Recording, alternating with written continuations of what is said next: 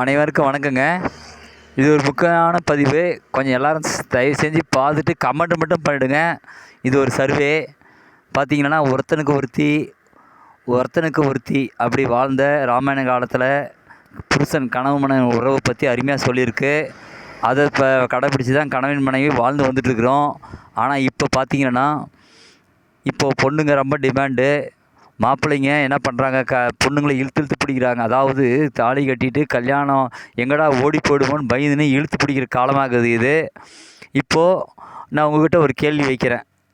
அதாவது அடுத்த ஜென்மத்திலையும் இப்போ நீங்கள் கட்டியிருக்கிற பொண்டாட்டி ஓகே, எனக்கு அடுத்த ஜென்மத்திலையும் அவளே அமைஞ்சால் சந்தோஷம் அப்படின்றவங்களும், அடுத்த ஜென்மத்தில் எனக்கு இதே கணவன் அமைஞ்சால் பரவாயில்ல அப்படின்னு சொல்கிற மனைவிகளும் இருந்தால் தயவு செஞ்சு கமெண்ட் பண்ணுங்கள். பிடிக்கலன்றதை கமெண்ட் பண்ணுங்க பார்க்கலாம். எனக்கு என் மனைவி அடுத்த ஜென்மத்திலேயும் மனைவி அமைஞ்சால் எனக்கு ஓகேங்க. அதே மாதிரி சொல்கிறவங்க சொல்லுங்கள். இந்த வீடியோ நல்ல வீடியோ அமையும். சந்தோஷம். நன்றி.